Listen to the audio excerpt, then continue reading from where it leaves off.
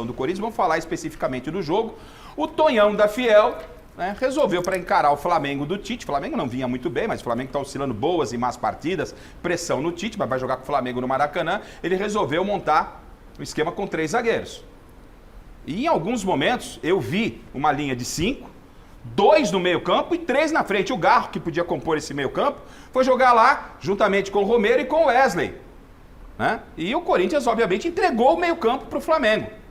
Entregou o meio campo para o Flamengo. Ô Salazar, o Corinthians não foi bem ontem, né? Não foi bem não, Garrafa. Eu tô com você nessa. Eu entendo o seguinte, você vai enfrentar um time melhor do que o seu, numa situação dessa, fora de casa, cheio de desfalques. Ele tinha muito problema pro meio campo, Maicon fora, Fausto fora, Ranieri fez muita falta também fora. Não é hora de inventar, penso eu. Você vai jogar cheio de desfalques contra um time melhor que o seu fora de casa, vai naquilo que o time está mais habituado a fazer. Ele tentou uma linha de 5, o time ainda não tinha jogado dessa maneira, uma linha de 3 que nunca tinha jogado junto, perdeu o meio de campo, como você disse, o Corinthians encontrou muita dificuldade. Mas Marcinho, você como técnico, né, e aqui, claro, a gente não está falando que você vai fazer a avaliação daquilo que fez o Tonhão da Fiel, o Antônio Oliveira, eu chamo carinhosamente de Tonhão da Fiel, tem mais a cara do Corinthians. Você não precisa esperar o intervalo para mudar, você não precisa nem trocar jogadores para modificar dentro de campo. Se você enxerga que, por exemplo, está sobrando muita gente no meio campo, você pode se utilizar um desses zagueiros, ele poderia se utilizar um desses zagueiros para fazer como volante. Isso é possível dentro do campo. Talvez você não faça a troca e ele tinha peça para fazer isso. Ou recua o Garro, ou então você volta para uma linha de 4, que ele fez no segundo tempo, e volta com um zagueiro para o meio campo. Pode ser por aí ou não? Sim, Rafa. Dentro do jogo você consegue ter essas modificações. Quando você enxerga, identifica que naquele momento, como você entrou, as coisas não aconteceram, por mais que você inicie com 3 zagueiros, você consegue modificar para um 4-4-2 normal. Até mesmo se você pega uma equipe como contra o Flamengo, né, com toda a qualidade que se tem, com o meio de campo que se tem, são jogadores de muita qualidade. Quando você dá esse poder para uma equipe igual do Flamengo, ele comandado igual foi no jogo, aí tem as suas dificuldades. Então aí eu entendo que existe a possibilidade de você corrigir rápido. Mas ele perdeu o jogo no meio campo. Sim. Perdeu lá que ele perdeu. Porque faltou gente, né? Chegou um momento no primeiro tempo, Chico, que ele adiantou o Gustavo Henrique. O Gustavo Henrique começou a ser uma espécie de primeiro volante. Não tem mobilidade para isso. Ele tentou consertar, adiantando o Gustavo Henrique, mas era um não está funcionando, você tem que recorrer ao que você tem no banco. Ô Belo. Mas quem que ele tinha no banco, Garrafa? Ele tinha Rian, Biro e Coronado. De meio campista, só esses 3. Então, é muito pouco, né? Mas então faz o arroz e feijão. Você traz o Garro pro meio campo, fica com 2 na frente. Feijão, põe o Yuri, vem o Garro, faz o 4-3-3. Você não pode perder o meio campo, né, Belo? Tem 2 coisas aí, né, Garrafa? Primeiro, o Salazar lembrou, o Corinthians estava sem o Ranieri. Acabou o time. Um clube que gasta 130 milhões de reais para se reforçar no começo do ano, não pode depender de um jogador. O jogador está suspenso, o Ranieri é volante, ele vai tomar cartão, ele vai ser suspenso. Ele sai e acaba o time. O técnico tem que inventar 1001 coisas porque o time não tem um jogador que é o Ranieri, porque não tem mais ninguém para a posição. Essa é uma coisa. Aí o Antônio Oliveira não tem culpa. Agora, o que ele tentou inventar nesse jogo, ele deu a bola para o Flamengo. O Paulinho, desde o jogo contra o Nacional, não sabe onde está jogando. Se ele é primeiro volante, segundo volante, se ele é meia, se ele é atacante. Centroavante, às vezes. O Romero batendo cabeça com o Paulinho, porque ele também não sabe se joga na ponta, se joga no meio. Os jogadores estão perdidos. E quando os jogadores estão perdidos dentro de campo, o Garro estava perdido, não sabia onde ele jogava, aí a culpa é do treinador. Ô Miller, de tudo que a gente ouviu aqui, dá para colocar uma boa parte, não total, né? Porque um time é feito por jogadores, pelo treinador, preparador físico, é um conjunto. Mas a conta do Tonhão, ela veio um pouquinho com mais de 10% aí nessa derrota, ou você vê de outra forma, Miller? Olha, Garrafa, sem dúvida nenhuma que foi uma derrota anunciada, né? Até porque enfrentou o melhor time da Sul-América. Veja bem, a culpa é total do treinador, né? Até porque quem escalou esse time foi ele, não fui eu. Então o que acontece? Ele coloca 3 zagueiros porque ele priorizou em cima, a bola alta. Só que ele esqueceu que o futebol joga, na maior parte das vezes, embaixo, não em cima. Veja bem, é a mesma situação do Palmeiras. Perdeu o meio campo, perdeu o jogo. Até porque com um time rápido, você não pode perder o meio campo. E o Corinthians ontem, o meio campo muito exposto, diferente do time do Flamengo. O time do Flamengo tem um meio campo dinâmico e leve. Né? O time do Corinthians é um meio campo leve que não marca e lento.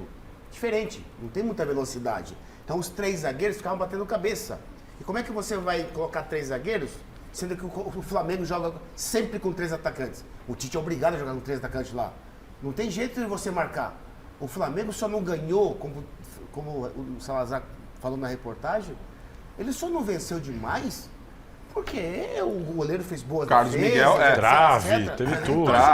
Então acho que nós sabíamos que o Corinthians ia perder, mas não dessa maneira. O que o Dorival fazia no passado com o São Paulo? Ele preenchia o meio-campo, reforçava o meio-campo e depois saía pro contra-ataque. O que o Atlético Paranaense fez hoje contra o Palmeiras. Ou seja, vocês conhecem já a dinâmica do debate, o Marcinho está aqui, o Belo também. Eu não vou ficar jogando a pergunta para cada um, não. É todo mundo à vontade. O Miller falou, vocês podem entrar, mas eu fiz questão de dar essa meio jogralzinho nesse início, porque é unânimo, não só aqui na bancada do Mesa, como ouvindo os outros colegas, e isso faz parte do nosso trabalho, ficou muito claro e evidente todo mundo falando do problema com os 3 zagueiros. Sim. E óbvio que esse tema foi abordado com o Tonhão da Fiel na coletiva. E ele não concordou. Vamos ouvi-lo. E quem me conhece sabe a forma de eu abordar os jogos. Portanto, não estendo, e querendo ser mais específico, não tendo o Raniel, a agressividade que se perde no meio campo é grandíssima. Portanto, e nessa perspectiva nós temos que quem não tem cão caça com gato. Portanto, basicamente é isso. Essas perguntas... Mas volto a repetir, não foi porque também já ganhei por 3 ia jogar com uma linha 3. Não tem nada a ver com a estrutura. E já pegando o gancho da sua pergunta relativamente sobre o ponto de vista estrutural, ela não tem nada a ver com aquilo que é o resultado final do jogo. Bom, democracia. Aqui todo mundo opinou e ele ontem no Maracanã deu essa declaração entendendo que o jogo não passou por esse problema aí de 3 zagueiros. A gente vai colocar o primeiro gol para falar sobre a defesa. Posso mas alimentar o debate? A gente ouviu agora o Antônio Oliveira, saída de campo Gustavo Henrique, abre aspas para ele. Foi a primeira vez que a gente jogou com uma linha de 5. No primeiro tempo, faltou um pouco de gente no meio. A gente sabia que o adversário joga muito em função do meio de campo e não conseguimos ficar com a bola para construir. Ele fala que a gente Gustavo não treinou. Henrique. Ele fala que não treinou essa formação. Não é que não treinou. Foi a primeira vez que a gente jogou com uma linha de 5. Ele treinou 45 No primeiro tempo, assim. faltou um pouco de gente no meio. E a gente sabia que o adversário joga em função do meio de campo. 45 minutos é pouco tempo. Sonora do Gustavo Henrique saindo 45 minutos, como disse o Belo. Obrigado, Salazar. O Marcelo, é pouco tempo para um treinador. É suficiente para encarar um Flamengo. 45 minutos, vamos lá, vamos mudar tudo. Faz parte também. Não, o que eu vejo assim em relação... Eu vou falar algo aqui que eu penso como treinador. Acho que toda equipe tem que ter a sua identidade. Certo?